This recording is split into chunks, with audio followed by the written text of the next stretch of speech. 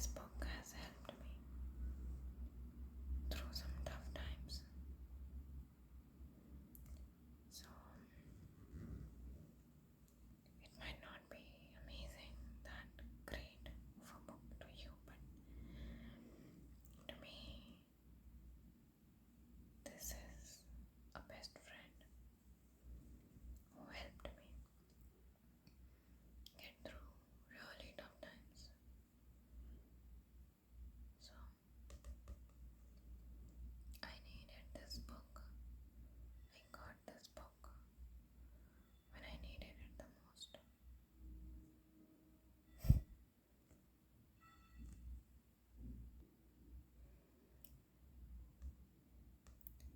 Sorry, there was some noise, so I had to cut the video. Okay, so the book is called The Untethered Soul.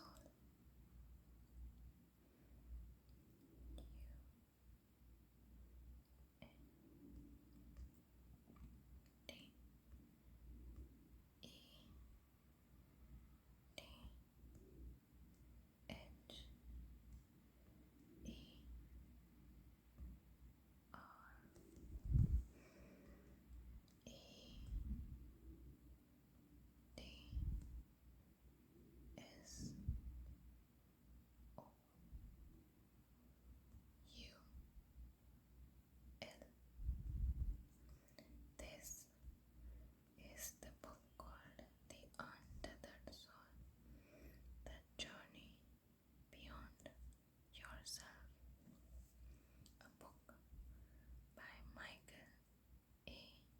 Singer. Though right now I'm whispering, but I will be reading this book in a soft-spoken voice.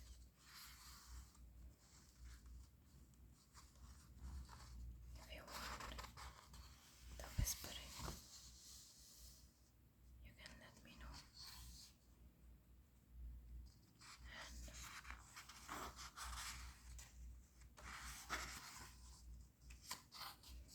I will record another video. This is the introduction. We'll go ahead.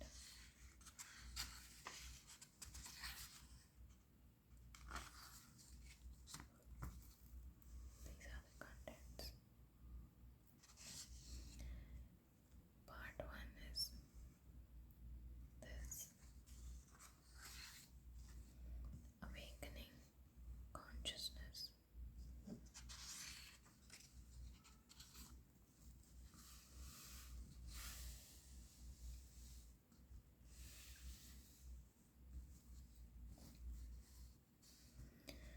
The voice inside your head. Alright, I have to do soft spoken. I forget sometimes. Okay, Chapter 1: The voice inside your head. Shoot, I can't remember her name. What is her name? Darn, here she comes. What is it? Sally? Sue? She just told me yesterday. What's the matter with me? This is going to be embarrassing.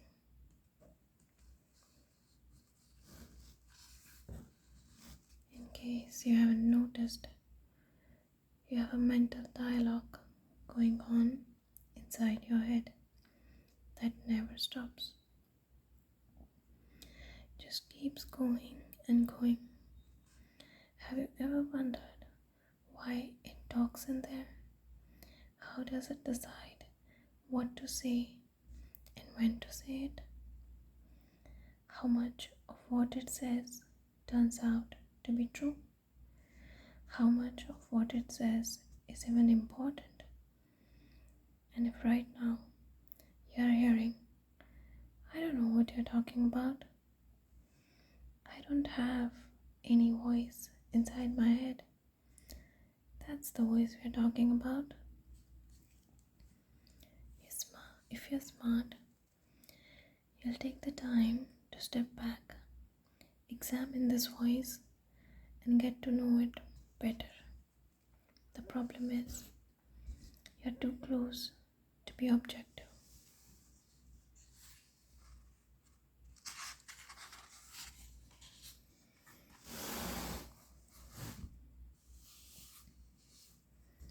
You have to step way back and watch it converse. While you're driving, you hear internal conversations like, wasn't I supposed to call Fred? I should have. Oh my god, I can't believe I forgot. He's going to be so mad. He may never talk to me again. Maybe I should stop and call him right now. No, I don't want to start the car right now. Notice that the voice takes both sides of the conversation. It doesn't care which side it takes, just as long as it gets to keep on talking. When you are tired and trying to sleep, it's the voice inside your head that says, what am I doing? I can't go to sleep yet. I forgot to call Fred. I remembered in the car, but I didn't call. If I don't call now, oh wait, it's too late. I shouldn't call him now. I don't even know why I thought about it. I need to fall asleep. Oh shoot, now I can't fall asleep. I'm not tired anymore, but I have a big day tomorrow and I have to get up early. No wonder you can't sleep. Why do you even tolerate that voice talking to you all the time? Even if what it's saying is soothing and nice, it's still disturbing everything you're doing. If you spend some time observing this mental voice, the first thing you will notice is that it never shuts up. When left to its own, it just talks. Imagine if you were to see someone walking around constantly talking to himself. You would think it was strange.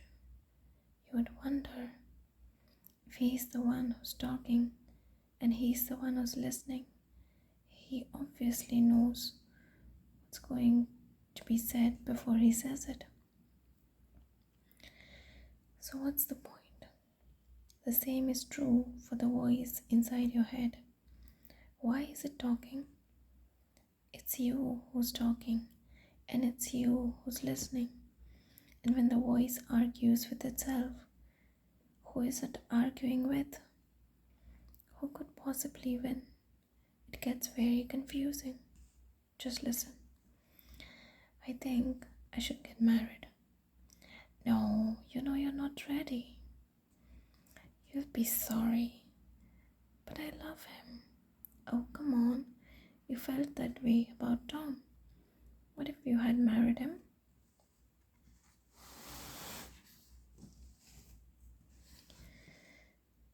If you watch carefully, you'll see that it's just trying to find a comfortable place to rest. It will change sides in a moment if that seems to help. And it doesn't even quiet down when it finds out that it's wrong. It simply adjusts its viewpoint and keeps on going. If you pay attention, these mental patterns will become obvious to you. It's actually a shocking realization when you first notice that your mind is constantly talking. You might even try to yell at it in a feeble attempt to shut it up. But then you realize that's the voice yelling at the voice. Inception. Shut up. I want to go to sleep. Why do you have to talk all the time? Obviously, you can't shut it up that way. The best way to free yourself from this incessant chatter is to step back and view it objectively. Just view the voice as a vocalizing mechanism that is capable of making it appear like someone is in there talking to you. Don't think about it, just notice it. No matter what the voice is saying, it's all the same. It doesn't matter if it's saying true things, nice things, or mean things, worldly things, or spiritual things. It doesn't matter because it's still just a voice talking inside your head. In fact, the only way to get your distance from this voice is to stop differentiating what it's saying. Stop feeling that one thing it says is you and the other thing it says is not you. If you are hearing it talk, it's obviously not you. You are the one who hears the voice. You are the one who notices that it's talking. You do hear it when it talks, don't you? Make it say hello right now. Say it over and over a few times. Now shout it inside. Can you hear yourself saying hello inside? Of course you can. There's a voice talking and there is you who notices the voice talking. The problem is that it's easy to notice the voice saying hello, but it's difficult to see that no matter what the voice says, it's still just a voice talking and you listening. There is absolutely nothing that voice can say that is more you than anything else it says. Suppose you are looking at 3 objects: a flower pot, a photograph, and a book, and were then asked, which of these objects is you? You would say none of them. I am the one who's looking at what you're putting in front of me. It doesn't matter what you put in front of me, it's always going to be me looking at it. You see, it's an act of a subject.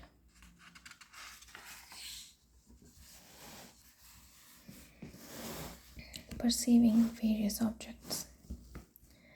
This is also true of hearing the voice inside. It doesn't make any difference what it's saying. You are the one who is aware of it.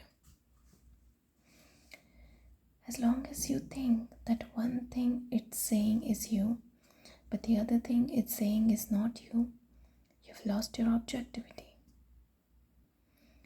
You may want to think of yourself as a part that says the nice things, but that's still the voice talking. You may like what it says, but it's not you. There is nothing more important to true growth than realizing that you are not the voice of the mind. You are the one who hears it. If you don't understand this, you will try to figure out which of the many things the voice says is really you. People go through so many changes in the name of trying to find myself. They want to discover which of these voices, which of these aspects of their personality is who they really are. The answer is simple: none of them.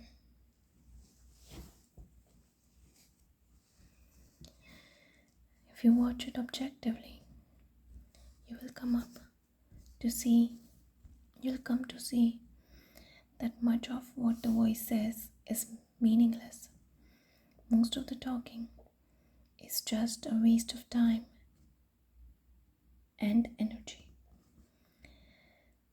The truth is that most of life will unfold in accordance with forces far outside of your control, regardless of what your mind says about it. It's like sitting down at night and deciding whether you want the sun to come up in the morning.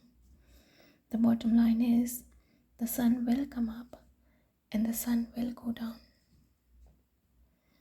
Billions of things are going on in this world. You can think about it all you want, but life is still going to keep on happening. In fact, Your thoughts have far less impact on this world than you would like to think. If you are willing to be objective and watch all your thoughts, you will see that the vast majority of them have no relevance. They have no effect on anything or anybody except you. They are simply making you feel better or worse about what is going on now, what has gone on in the past, or what might go on in the future. If you spend your time hoping that it doesn't rain tomorrow, you're wasting your time.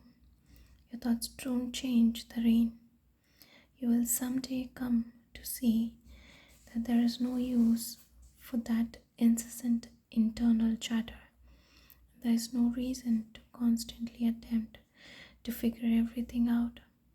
Eventually, you will see that the real cause of the problem is not life itself, it's the commotion the mind makes about life that really causes problems. Now, this raises a serious question. If so much of what the voice says is meaningless and unnecessary, then why does it even exist? The secret to answering this question lies in the understanding why it says what it says when it says it. For example, in some cases, the mental voice talks for the same reason that a tea kettle whistles. That is, there is a buildup of energy inside that needs to be released. If you watch objectively, you will see that when there is a buildup of nervous, fearful, or desire-based energies inside, the voice becomes extremely active. This is easy to see when you are angry with someone and you feel like telling them off. Just watch how many times the inner voice tells them off before you even see them. That's so true. When energy builds up inside, you want to do something about it. That voice talks because you're not okay inside, and talking releases energy. Wow. You will notice, however, that even when you are not particularly bothered by something, it still talks.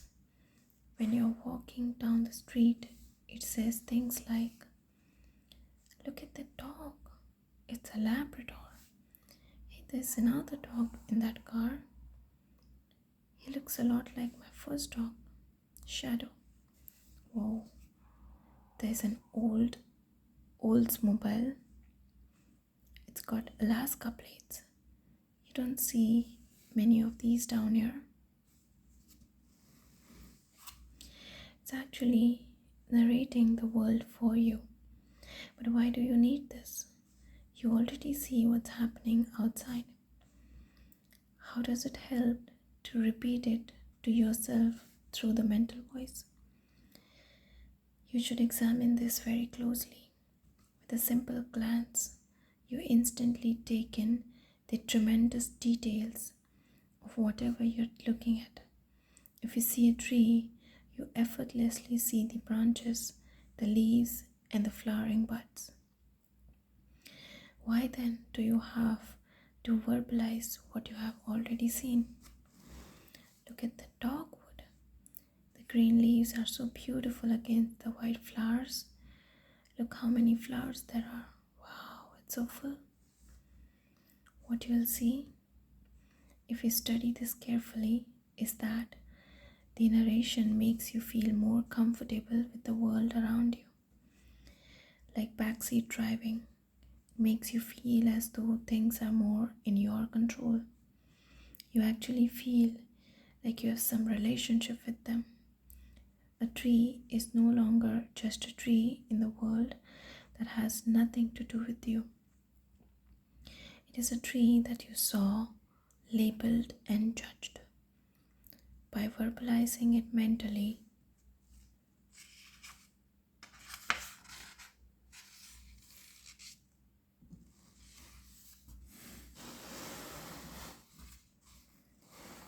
you brought that initial direct experience of the world into the realm of your thoughts. There it becomes integrated with your other thoughts, such as those making up your value system and historical experiences. Take a moment to examine the difference between your experience of the outside world and your interaction with the mental world. When you're just thinking, you're free to create whatever thought you want in your mind, and these thoughts are expressed through the voice.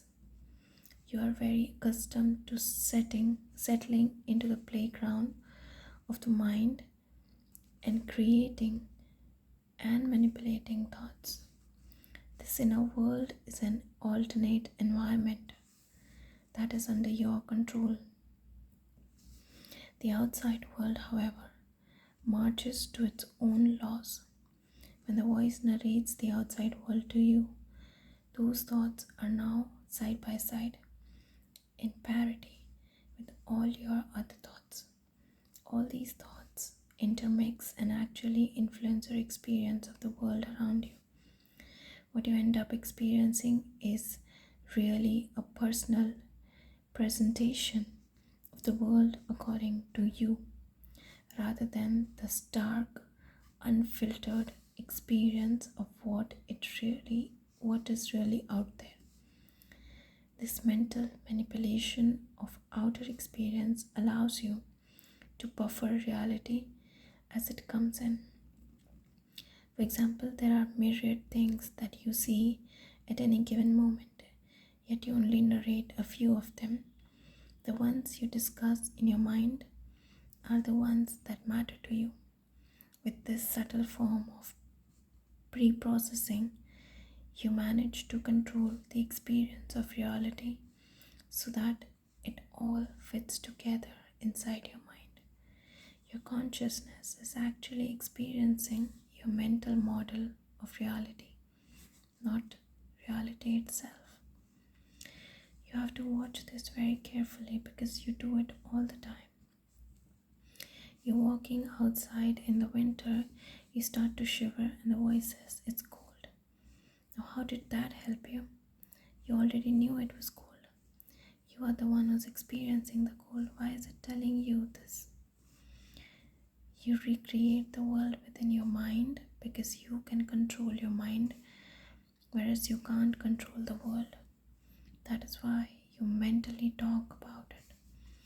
If you can't get the world the way you like it, you internally verbalize it, judge it, complain about it, and then decide what to do about it. This makes you feel more empowered. When your body experiences cold, there may be nothing you can do to affect the temperature, but when your mind verbalizes it's cold, you can say, "We are almost home. Just a few more minutes." Now you feel better. In the thought world, there is always something you can do to control the experience. Basically, you recreate the outside world inside yourself and then you live in your own mind. What if you decided not to do this? If you decide not to narrate and instead just consciously observe the world, you'll feel more open and exposed. This is because you really don't know what will happen next, and your mind is accustomed to helping you. It does this by processing your current experiences in a way that makes them fit with your views on the past and versions of the future. All of this helps to create a semblance of control. If your mind doesn't do this, you simply become too uncomfortable. Reality is just too real for most of us, so we temper it with the mind. You will come to see that the mind talks all the time because you gave it a job to do. You use it as a protection mechanism, a form of defense. Ultimately, it makes you feel more secure. As long as that's what you want, you will be forced to constantly use your mind to buffer yourself from life instead of living it. This world is unfolding in reality and really has very little to do with you or your thoughts. It was here long before you came, and it will be here long after you leave. In the name of attempting to hold the world together, you're really just trying to hold yourself together. True personal growth is about transcending the part of you that is not okay and needs protection. This is done by constantly remembering that you are the one inside that notices the voice talking. That is the way out. The one inside you, the one inside who is aware that you are always talking to yourself about yourself, is always silent. It is a doorway to the depths of your being. To be aware that you are watching the voice talk is to stand on the threshold of a fantastic inner journey. If used properly, the same mental voice that has been a source of worry, distraction, and general neurosis can become the launching ground for the true spiritual awakening. Come to know the one who watches the voice, and you will come to know one of the great mysteries of creation. How was it? That's it for today. That will be one chapter.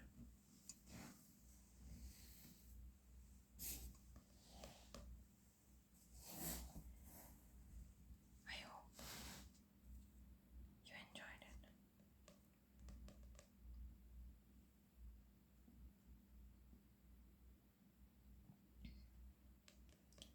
I'm sorry for any